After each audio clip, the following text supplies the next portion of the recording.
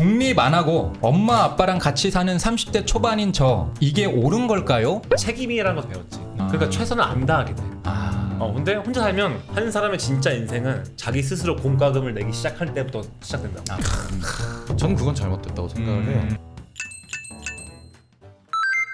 안녕하세요, 삼평남입니다. 자, 오늘도 저희 초반이라 지인분들에게 사연을 이렇게 구걸을 하고 있는데, 네, 여러분들도 저희 이제 여기 메일 나오면은 메일로 사연을 보내주시거나 아니면 댓글로 다음에는 이런 거에 대해서 조금 다뤄주시면 좋겠습니다 라고 하면은 그 주제를 가지고 저희가 또 할 거거든요. 네, 많이 해주시고, 일단은 지금은 저희가 이제 친구들 단톡방에서 고민거리 없냐 구걸을 해서 이제 얻은 게, 독립 안 하고 엄마 아빠랑 같이 사는 30대 초반인 저, 이게 옳은 걸까요? 라는 그 주제를 가지고 저희가 한번 대화해보도록 하겠습니다.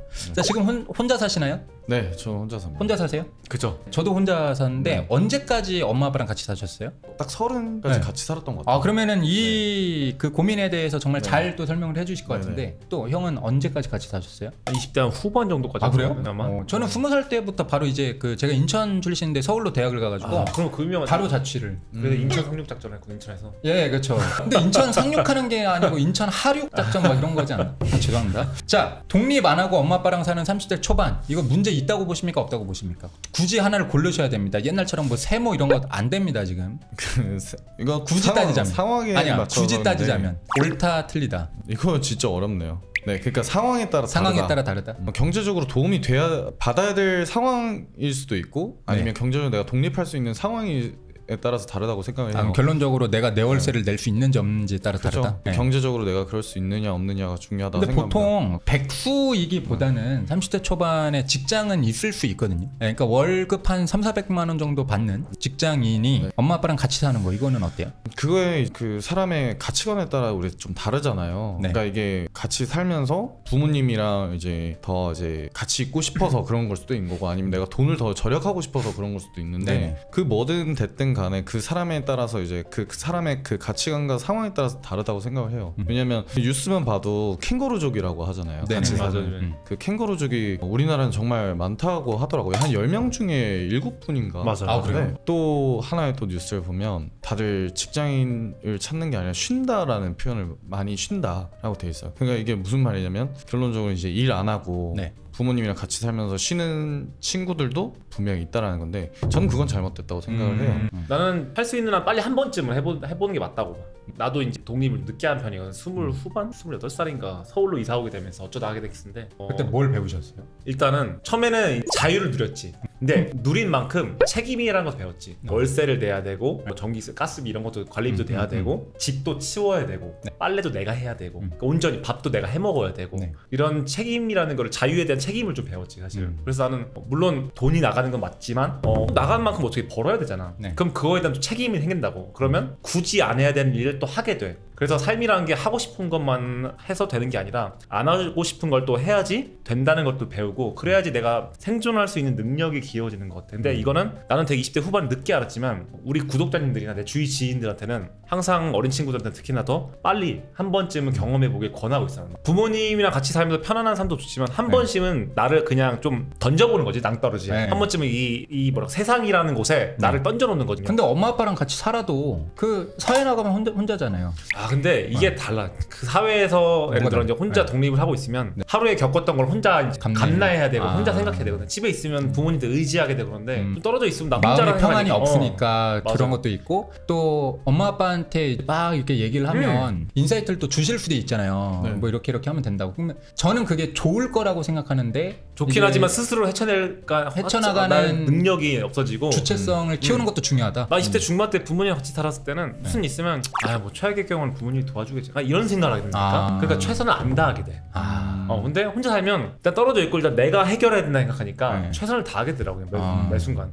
그래서 나는 어쨌든 한 번쯤은 혼자 살아봐야 된다. 맞아. 그리고 내가 혼자 월세를 내보고, 나 혼자 고군분투해보고, 나 혼자 밥 끼니 못 챙겨보고, 그런 거를 해야 돼. 그런 걸 한번 겪어본 다음에 다시 엄마 아빠랑 같이 살 때는 이게 나한테 내 인생에서 얼마나 지금 도움이 되는 것인가에 대해서 알 수 있을 것 같거든요. 그래서 그 독립 경험 자체는 되게 중요한 것 같긴 해요. 누가 그랬어 나한테. 한 사람의 진짜 인생은 자기 스스로 공과금을 내기 시작할 때부터 시작된다고. 어떤 분이 말씀하셨어요? 모르겠어. 누가 나한테 그랬어. 근데 확실히 요즘 MZ 분들은 이 30대도 뭐 MZ죠? 40대까지 뭐 M이니까 어쨌든 그 되게 투자 대비 아웃풋을 중요시하고 효율을 또 중요시하지 맞아요. 않습니까? 그래서 월세랑 공과금 뭐 핸드폰비 등등 이런 거 다 합치면은 혼자 살면 최소 이것도 100만 원 조금 넘게 나가는 것 같거든요. 네. 서울권이라는 가정하에. 그러면은 이거를 계속해서 아끼고 복리로 굴렸을 때 그래야지만 실질적으로 목돈 마련이 가능하다. 이렇게 경제적으로 접근하는 건 어떻게 생각하세요?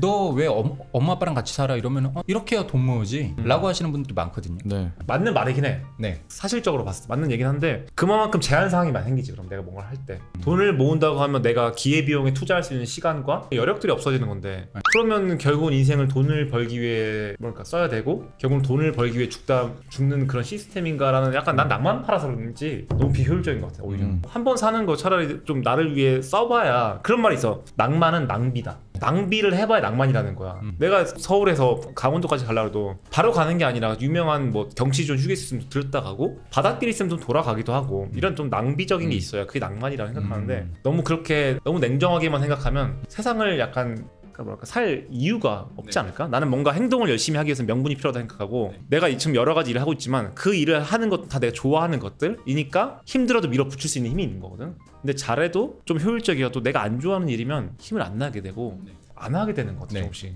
근데 저도 생각이 좀 드는 게 이거 단순히 뭐 자취다 아니면은 그냥 같이 사는 거다 이런 어떤 이분법적인 사고에서 좀 더 뛰어넘어서 생각을 해야 되는 것 같은 게 자취라는 것은 결국 나의 삶의 변수들을 내가 맞닥뜨린다는 거거든요. 그러니까 내 삶 자체의 모든 변수들을 나 혼자서 책임지고 케어한다는 건데 저는 이게 되게 중요하다고 봐요. 왜냐면 아까 전에 그 이제 자본을 추적하는데 유리하다 그랬잖아요. 그럼 자본을 왜 추적해야 되냐라고 했을 때 설마 벌써부터 노후를 준비하진 않을 거고 결국에는 결혼 준비라고 저는 생각하거든요. 혹시나 있을 30대 중반 정도의 결혼에 대해서 대비를 하려면 이 정도를 모아야 되기 때문에 나는 돈을 모아야 된다. 저는 이것도 꽤 있을 거라고 봐요. 그런데 그거를 위해서 돈을 모으면서 정작 중요한 나의 어떤 삶과 가정을 꾸려나갈 수 있는 그 주체성과 경험, 시행착오를 겪어보지 않은 상태에서 돈만 모으는 게 과연 이게 의미가 있는 것인가 라는 생각이 조금 있기는 있어요. 나는 그래서 어쨌든 부모님이랑 같이 살든 안 하든 떠나서 궁극적인 나는 핵심은 얼마나 자기 주체적으로 살 수 있을까냐가 중요한 것 같아. 가장 나다움은 결국은 내가 나를 얼마나 잘 아느냐. 그걸 얼마나 잘 알므로써 내가 주체적으로 살고 그러기 위해서 정말 어떻게 보면 내가 스스로가 뭔가 동기부여가 스스로도 되고 내가 나를 채워주지 않는 이상은 아무도 나를 채워줄 수 없거든. 그래야 나는 뭔가 인생을 좀 사는 의미? 그런 게 좀 있지 않을까 싶어.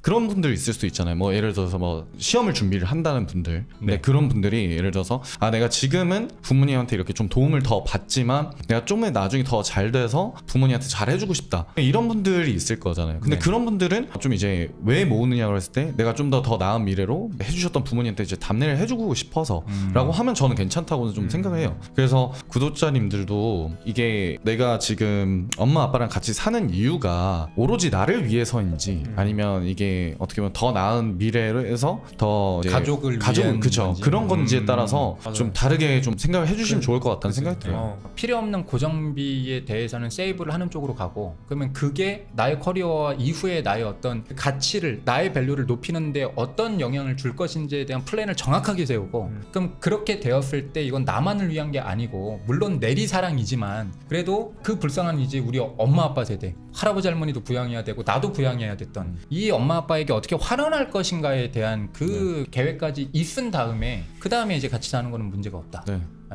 마음이 중요한 것 같습니다. 감사한 마음이 없으면 안 된다고 생각을 해요. 맞아. 그런 말 있잖아요. 익숙함의 소가 소중함을 잊지 말자. 나도 독립을 하고 나서 깨달아서 얼마나 감사했는지. 그러니까 그 지금에서야 더 늦기 전에 잘하려고 노력하는 거고 우리 시청자분들도 부모님이랑 같이 사시든 안 사시든 간에 그런 당연한 마음보다는 감사한 마음으로 늘 계셔주는 것만으로도 그런 마음을 가졌으면 좋겠어요.